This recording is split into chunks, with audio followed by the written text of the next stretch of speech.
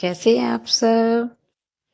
स्वागत है आपका हमारे इस नई वीडियो के पार्ट में।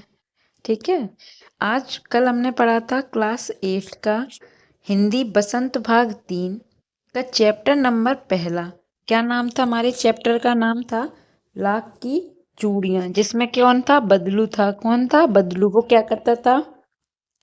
बदलू लाख की चूड़ियां बनाता था। और जो एक आदमी था जिसका नाम क्या था? बदलू। वो क्या करता था? लाख की चूड़ियां बनाता था। तो वहाँ एक जनार्दन नाम का क्या था? एक व्यक्ति था। वो वहाँ जब वो छोटा था तो अपने मामा के यहाँ जाता था। तो ये उसके मामा के यहाँ पर ही रहता था बदलू, जो बाल लाख की चूड़ियां बनाता था। और ये जो जनार्दन था, जो छोटा बच्चा था, वो वहीं जाता था, उनके पास खेलता था। वो उन्हें लाख की गोलियां बना बना कर देते थे। फिर कुछ दिन क्या हुआ, उसके पिता का क्या हुआ? तबादला हो गया, मतलब ट्रांसफर हो गया कहीं दूसरी जगह। तो वो काफी सालों तक अपने मामा के घर नहीं आ पाया था ना। यही तो है इस चैप्टर में, आपने पहले पार्ट में पढ़ा होगा आप सब लोगों ने। तो यही सब बताया है पहले पार्ट में। फिर वो काफी दिनों के बाद आता है अपने यहाँ मामा के घर। तो वो क्या देखता है कि वो सब वहाँ गांव में कांच की चूड़ियां पहनने लगे हैं, लाख की चूड़ियां कोई पहनता ही नहीं था। तो फिर उसको याद आया कि यहाँ पर बदलू काका भी रहते थे, जो हमें पहले छोटे में लाख की गोलियां बना बना कर देते थे, रंग बिरंगी, है ना। तो वो क्या करता है, फिर उनको ढूंढने के लिए जाता है। तो वो वहाँ मिलते हैं। अब वो बहुत बूढ़े हो चुके हैं, उनका काम धंधा सब बंद हो गया। अब वो ना तो लाख की चूड़ियां बनाते थे, ना कुछ करते थे। ठीक है, तो ये सब इस चैप्टर में बताया गया था। आप सबने पढ़ा होगा वहाँ सब। पहले वो कहते थे शहर की औरतें तो क्या करती थी? कांच की चूड़ियां पहनती, क्योंकि मशीनी युग आ गया ना, इससे कई लोगों के जो काम धंधे होते हैं वो सब बंद हो गए। क्योंकि सब मशीनों का यूज करने लगे। कोई भी काम करना मशीनों, कोई भी चीज़ खरीदने मशीनों से बनी चीज़ें खरीदते, हाथों से बनी किसी को चीज़ें नहीं अच्छी लगती। ठीक है, तो इससे क्या हुआ, यही सब इस चैप्टर में बताया गया था। तो हमने चैप्टर पूरा समझ लिया था। अब हम प्रश्न अभ्यास करने जा रहे थे। हम क्या करने जा रहे थे? प्रश्न अभ्यास, माने प्रश्नों को हम पढ़ने वाले थे। ठीक है, तो पहला प्रश्न पढ़ते हैं हम। पहला प्रश्न दिया है हमें, पहला प्रश्न दिया है कहानी से।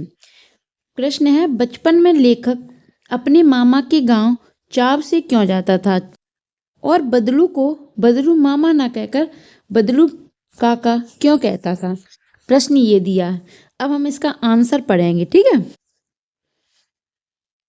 तो इसका आंसर पढ़ते हैं। उत्तर है, बचपन में लेखक अपने मामा के गांव चाव से इसलिए जाता था। बचपन में लेखक अपने मामा के गांव चाव से इसलिए जाता था क्योंकि लेखक के मामा के गांव में लाख की चूड़ियां बनाने वाले कारीगर बदलू रहता था।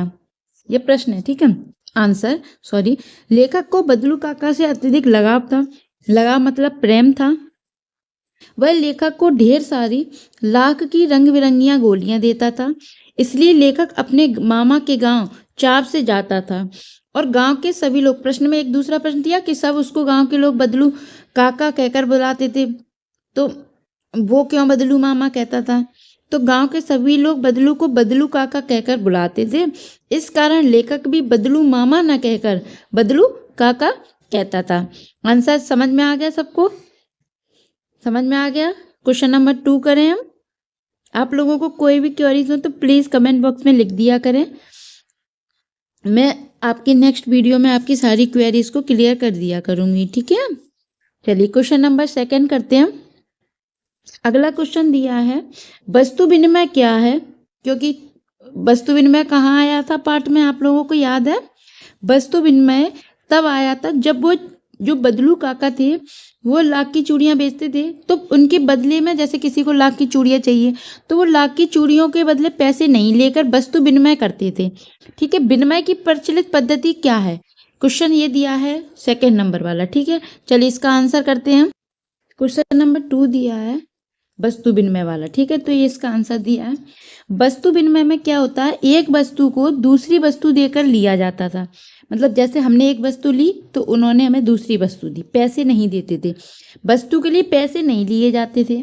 वस्तु के बदले वस्तु ली दी जाती थी, किंतु अब मुद्रा मतलब पैसे के चलन से कारण वर्तमान परिवेश में वस्तु का लेन देन मुद्रा के द्वारा होता है। जो अब है, अब मुद्रा चलती है, पैसे चलते हैं अब हर चीज के लिए। तो जो वर्तमान परिवेश है उसमें वस्तु का लेन देन, अगर हम कुछ वस्तु लेने जाते हैं बाजार में तो हमें मुद्रा देनी पड़ती, पैसे देने पड़ते। तो विनिमय की प्रचलित पद्धति पैसा है। विनिमय की प्रचलित पद्धति कौन सी है? पैसा है। ठीक है, अगला क्वेश्चन करते। थर्ड नंबर क्वेश्चन है कि मशीनी युग ने कितने हाथ काट दिए हैं? इस पंक्ति में लेखक ने किस व्यथा की ओर संकेत किया? ऊपर आपने जब चैप्टर पढ़ा होगा तो वहां बदलू काका कहते हैं किससे, अब जो उसके पास आते थे ना, उनसे लेखक से कहते हैं कि मशीनी युग ने कितने हाथ काट दिए। तो ये पंक्ति ने किस व्यथा की ओर संकेत किया? चलिए इसको समझते हैं। आंसर पढ़ते हैं 3। इस पंक्ति में लेखक ने कारीगरों की, ये आंसर है ना थर्ड वाला, व्यथा की ओर संकेत किया। किसकी ओर? कारीगरों की जो परेशानी है उसकी ओर, कि मशीनों के आगमन के साथ कारीगरों के हाथ में काम धंधा छिन गया। जो बस मशीनें आई थी, हमारे आगमन हुआ था उनका, तो उससे क्या हुआ? कारीगर के हाथ से काम धंधा छिन गया, मानो उनके हाथ ही कट गए। पहले कारीगर लोग बनाते थे तो उनको पैसा मिलता था, जिससे उनका घर का खर्चा चलता था। लेकिन अब मशीनें आई तो मशीनों का काम, कारीगरों का काम कौन करने लगा? मशीनें करने लगी। तो अब उन लोगों के पास कोई काम धंधा नहीं बचा। उन कारीगरों का रोजगार इन पैतृक काम धंधों से ही चलता था। भाई उनका रोजगार है, मतलब खाने पीने का, जो भी रोज के काम के लिए पैसे चाहिए थे वो इन्हीं काम धंधों से चलता था। इसके अलावा उन्होंने कभी कुछ नहीं सीखा था, वो कुछ नहीं जानते थे। वे पीढ़ी दर पीढ़ी अपनी इस कला को बढ़ाते चले आ रहे हैं। पीढ़ी दर पीढ़ी मतलब पहले उनके बाबा ने किया वही काम वो कर, उनके पिताजी ने किया वही काम वो करने लगे। तो ये पीढ़ी दर पीढ़ी ये कला चलती आ रही। तो और उन्होंने कुछ काम सीखा नहीं था कि जैसे वो किसी और काम को कर लें, और साथ में रोजी रोटी भी चला रहे। परंतु मशीनी युग ने इनकी रोजी रोटी पर वार किया। तो क्या हुआ? और इससे क्या हुआ? बार हुआ, और मशीनों ने लोगों को बेरोजगार बना दी, जिससे जो मशीनी से उनसे लोगों को क्या हो गया? बेरोजगार बन गए। ठीक है, चलिए अगला क्वेश्चन करते हैं हम। अगला क्वेश्चन दिया है 4था नंबर, बदलू के मन में ऐसी कौन सी व्यथा थी जो लेखक से छिपी ना रह सकी? कौन सी ऐसी व्यथा थी कि वह लेखक को बता दिया, उन्होंने लेखक को बता दिया? ऐसी कौन सी व्यथा थी? ठीक है, चलिए चलते इसका क्वेश्चन आंसर करते इसका क्वेश्चन का। ये रहा आंसर नंबर 4 अपना। बदलू था वो लाख की चूड़ियां बेचा करता था। सबको पता है क्योंकि चैप्टर पढ़ा था हमने, लाख की चूड़ियां बेचता था। परंतु जैसे जैसे कांच की चूड़ियों का प्रचलन बढ़ता गया, कांच की चूड़ियां जो मशीनों से बनाई जाती थी, तो इससे उसका व्यवसाय क्या होने लगा? ठप पड़ने लगा मतलब बंद पड़ने लगा। अपने व्यवसाय की ये दुर्दशा बदलू के मन कचौटती थी। बदलू के मन में इस बात की व्यथा थी, मतलब पर समस्या थी कि मशीनी युग के प्रभाव से उसके उन अनेक कारीगरों की बेरोजगारी और अपेक्षा का शिकार होना पड़ रहा है। अब लोग कारीगरों की कद्र नहीं करते, दिखावटी चमक पर अधिक ध्यान देते हैं। यह व्यवस्था लेखक से छिपी न रह सकी। मतलब उनका कहना यह था, बदलू का, लेखक से, कि जो ये कारीगर, जैसे मशीनें आ गई हैं तो लोगों को कारीगरों से कोई मतलब नहीं है। उनकी बेरोजगारी उन्हें बेरोजगार होना पड़ रहा है। किसको? कारीगरों को। किस कारण? मशीनी युग के कारण। ठीक है, अब मशीनी युग आ गया तो लाख की चूड़ियां उन्हें जो बेचा करता था बदलू काका, वो अब नहीं बेच रही हैं। अब कांच की चूड़ियां सब पहनने लगे, तो इससे उसका व्यवसाय बंद पड़ने लगा। और लोगों को कारीगरों की कोई कद्र ही नहीं है, उन्हें तो बस दिखावटी चमक चाहिए, क्योंकि मशीनों से बनाएंगे तो चीज़ अच्छी दिखेगी, अच्छी चमक मारेगी, जबकि हाथों से बनाएंगे तो वो चमक नहीं मारेगी। ये सब व्यथा थी, लेखक से छिपी नहीं रह सकी, जो बदलू काका के मन में थी। आगे चलते हैं। अगला क्वेश्चन है 5 नंबर बचा है, मशीनी युग से बदलू के जीवन में क्या बदलाव आया? जो मशीनी युग आया तो उससे बदलू के जीवन में क्या बदलाव आया? चलिए आंसर करते हैं इसका। मशीनी युग से बदलू के जीवन में क्या बदलाव आया? यह बदलाव आया कि जो बदलू था उसका व्यवसाय पूरा बंद हो चुका था और वह बेरोजगार हो गया था। काम न करने पर उसका शरीर भी ढल गया था मतलब बूढ़ा हो गया था। उसके हाथों पे, माथे पर नसें उभर आई थी और वह बीमार रहने लगा था। ये मशीनी युग से बदलू के जीवन में बदलाव आया। आप सब लोग क्वेश्चन आंसर को लिख लीजिए, ठीक है, और यही क्वेश्चन आंसर है, आप लोग याद कर लेना अच्छे से। ठीक है, अगले क्वेश्चन पे चलते हैं हम। कहानी से आगे के क्वेश्चन आंसर करते। आपने मेले बाजार में हाथ से बनी चीजों को बिकते देखा होगा। आप मेला घूमने जाते हैं सब बच्चे, तो वहाँ क्या होता है, मेले में चीजें बिकती देखी होंगी। देखिए ना, आपके मन में किसी चीज को बनाने की कला सीखने की इच्छा हुई कि भाई आपके मन में होगा कि ये चीज कैसे बनती है, तो और आपने कोई कारीगरी सीखने का प्रयास किया, तो आप उसके विषय में लिखिए। ठीक है, तो ये आप अपने मन से लिखना। अगर आप बाजार में गए हो, मेले में गए हो, आपने हाथों से बिकती चीज़ों को देखा होगा, ठीक है, तो आप इनको कोई कारीगरी सीखने का प्रयास किया होगा, तो आप उसके विषय में लिखना। सेकंड नंबर क्वेश्चन है, लाख की वस्तुओं का जो निर्माण है वो भारत के किन राज्यों में होता है? लाख से चूड़ियों के अतिरिक्त और क्या क्या चीज़ें बनाई जाती हैं? तो इसका आंसर हम करते हैं क्या, कि लाख की वस्तुएं जो बनती हैं उनका निर्माण है भारत में किन किन राज्यों में होता है, हमें इसका आंसर बताना। ठीक है, चलिए, तो इसका आंसर ये रहा, लाख की वस्तुओं का जो निर्माण है वो सर्वाधिक उत्तर प्रदेश में होता है। कहाँ होता है? उत्तर प्रदेश में होता है। और लाख से हम चूड़ियाँ, मूर्तियाँ, गोलियाँ और सजावट की वस्तुओं का हम निर्माण करते हैं। लाख की वस्तुओं से इन चीज़ों का निर्माण होता है और भारत में सर्वाधिक उत्तर प्रदेश में होता है। ठीक है, चलिए अगला क्वेश्चन करते हैं हम। चलिए अगला क्वेश्चन दिया है, अनुमान लगाना, कल्पना करना कि घर में मेहमान आने पर आप उसका अतिथि सत्कार कैसे करेंगे। आपके घर में कोई मेहमान आया तो आप उनका अतिथि सत्कार कैसे करेंगे। दूसरा, आपको छुट्टियों में किसके घर जाना सबसे अच्छा लगता है, वहाँ की दिनचर्या अलग कैसे होती, तो ये भी आपको लिखना कि आप छुट्टियाँ होती तो आप मामा के यहाँ घर जाते हैं कि दादी के घर जाते हैं, किसके घर जाते हैं, बुआ के घर जाते हैं। थर्ड नंबर क्वेश्चन है, मशीनी युग में अनेक परिवर्तन आए दिन होते रहते हैं। आप अपने आसपास से इस प्रकार के किसी परिवर्तन का उदाहरण देखिए और उसके बारे में लिखना है। अगला, बाजार में बिकने वाली सामानों की डिजाइनों में हमेशा परिवर्तन होता है, तो आप इन परिवर्तनों को किस प्रकार देखते हैं। अगला, हमारे खान पान, रहन सहन और कपड़ों में भी बदलाव आ रहा है, तो इस बदलाव के पक्ष विपक्ष में बातचीत कीजिए और बातचीत के आधार पर लेख तैयार कीजिए। तो ये आप सबको अनुमान लगाना और उसकी कल्पना करके लिखना है। ठीक है, अगला क्वेश्चन चलते हैं। अगला क्वेश्चन करते हैं, भाषा की बात। ठीक है, भाषा की बात में पहला दिया है क्वेश्चन, बदलू को किसी बात से चिढ़ थी तो कांच की चूड़ियों से, और बदलू स्वयं कहता था कि जो सुंदरता कांच की चूड़ियों में होती है लाख में कहाँ संभव है। तो ये पंक्तियां जो हैं बदलू की दो प्रकार की मनोदशा का सामने लाती हैं। दूसरी पंक्ति में उसके मन की पीड़ा है और उसमें व्यंग भी है। हारे हुए मन से या दुखी मन से अथवा व्यंग में बोले गए वाक्यों के अर्थ सामान्य नहीं होते। कुछ व्यंग मतलब मजाक वाक्यों को ध्यानपूर्वक समझकर एकत्र कीजिए और उनके भीतरी अर्थ की व्याख्या करके लिखना है हमें। ठीक है, चलिए आंसर करते हैं इसका। आंसर है व्यंग वाक्य है, अब पहले जैसी औलाद कहाँ। तो व्याख्या करते, आजकल किसी भी बुजुर्ग के मुख से आमतौर पर यह सुनने मिलता है, सब में मिलता है। आमतौर पर सभी बुजुर्ग मतलब बूढ़े लोग कहते हैं कि अब पहले जैसी औलाद है कहाँ, बोलते हैं।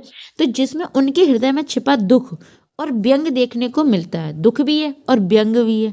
उनका मानना है कि आजकल की संतान बुजुर्गों को अधिक सम्मान नहीं देती। वो उनका मानना क्या, कि जो आजकल की जो संतानें हैं, आजकल के बच्चे हैं, वो अपने इस बूढ़े लोगों को, अपने बाबा को, दादी को, इनको अधिक सम्मान नहीं देते। ठीक है, चलिए अगला क्वेश्चन करते हैं।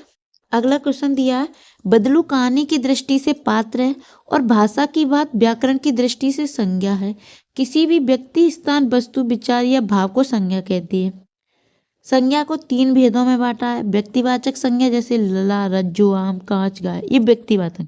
जातिवाचक संज्ञा जैसे कि चरित्र कैसा है, स्वभाव, वजन, आकार, ये द्वारा जाने वाली संज्ञा। भाववाचक संज्ञा जैसे सुंदरता, नाजुक, प्रसन्नता, जैसे भाव पता हो कि भाई बहुत सुंदर है भाव, इनमें कोई व्यक्ति नहीं है इत्यादि। जिसमें कोई व्यक्ति नहीं है, ना आकार या वजन, परंतु उसका अनुभव होता है। पाठ से 3 प्रकार की संज्ञा चुनकर लिखना है हमें। ठीक है, चलिए आंसर करते हैं इसका।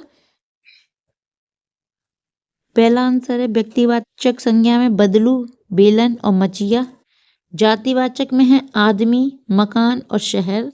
और भाववाचक संज्ञा में है स्वभाव, रुचि और व्यथा। लिख लीजिए आप सब लोग इसका आंसर। व्यक्तिवाचक संज्ञा में बदलू, बेलन, मचिया। ठीक है, जातिवाचक संज्ञा में आदमी, मकान, शहर। भाववाचक संज्ञा में स्वभाव, रुचि और व्यवस्था। अगला क्वेश्चन करते हैं। थर्ड नंबर क्वेश्चन है, गांव की बोली में कई शब्दों के उच्चारण बदल जाते हैं। कहानी में बदलू वक्त, समय को बखत कहता है और उम्र को उमर कहता है। तो इस तरह के अन्य शब्दों को खोजिए जिनसे के रूप में परिवर्तन हुआ है, अर्थ में नहीं। तो जैसे गाँव की बोली होती है तो कई शब्दों के उच्चारण बदलते हैं। तो जैसे कहानी में हमने पढ़ा था तो बोला था वो समय, बदलू बोला था बखत।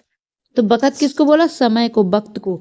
और उमर, उमर बोला मतलब उम्र को। तो इस तरह के अन्य शब्द खोजना है और जिनके रूप में परिवर्तन हो, अर्थ में नहीं होना चाहिए। ठीक है, चलिए इसका आंसर है इंसान, इंसान को मनुष्य, रंज, रंज माने दुख, अर्थ में परिवर्तन नहीं है। ठीक है, गम, गम को मायूसी, जिंदगी को जीवन भी, और औलाद को संतान। ठीक है, लिख लीजिए आप लोग। चलिए अब इसके केवल शब्दार्थ बचे, हम उनको भी एक बार देख लेते हैं और चैप्टर आपका कंप्लीट हो जाता है। ठीक है, चलिए शब्दार्थ पढ़ते हैं। शब्दार्थ पढ़ लेते। चाव, चाव को चाह, रुचि या तीव्र इच्छा। शलाक, सलाई धातु की छड़। मुंगरी को गोल मुठियादार लकड़ी जो ठोकने पीटने के काम आती है। पैतृक माने पूर्वज जो पिता के पिता हैं, प्राप्त पुश्तैनी है। खपत माने माल की बिक्री कितनी हुई। वस्तु, पैसों से ना, वस्तु विनिमय मतलब अभी बताया था ना, वस्तुओं को पैसे देकर ना खरीद कर वस्तु के बदले वस्तु खरीदना। कसर माने घाटा पूरा करना। नाजुक, कोमल। पगड़ी मतलब सिर पर जो लपेट कर बैठते हैं वो लंबा कपड़ा होता है, उसको पगड़ी बोलते हैं। मरहम पट्टी, जख्म का इलाज करना, घाव पर दवा लगाकर पट्टी बांधना। मचिया माने बैठने के उपयोग में जो भी आने जाने वाली सुतली है, उनसे जो चौक और खाट बनी होती है ना, उनको हम मचिया बोलते हैं। मुखातिब माने देखकर बात करना। डलिया बांस का बना छोटा पात्र होता है, फवना में सजना, शोभा देना। ठीक है, चलिए चैप्टर कंप्लीट होता है आपका। कैसी लगी वीडियो? वीडियो को लाइक करें, कमेंट करें, चैनल को सब्सक्राइब करें। ठीक है, और आपके क्लास में जो भी वीडियो, जो भी पार्ट चल रहा है, अगर आप उस पार्ट को भी बोले कि मैम इस पार्ट को पढ़ाना है आपको, चैप्टर कौन सा भी चल रहा है, चैप्टर 1, 2, 3, 4, 5, 6, जो भी चैप्टर चल रहा है, आप प्लीज़ कमेंट में लिख दीजिए, तो मैं उस चैप्टर की वीडियो बना के पहले डाल दूंगी, उसके बाद आगे के चैप्टर पढ़ा दूंगी। ठीक है, अगर आपके क्लास में चैप्टर 8 चल रहा है या चैप्टर 7 चल रहा है तो मैं वो चैप्टर डाल दूंगी। ठीक है, आप बस कमेंट एक बार कर दीजिए। ठीक है, चलिए मिलते हैं नेक्स्ट वीडियो में। वीडियो को लाइक करें, चैनल को सब्सक्राइब करें। बाय।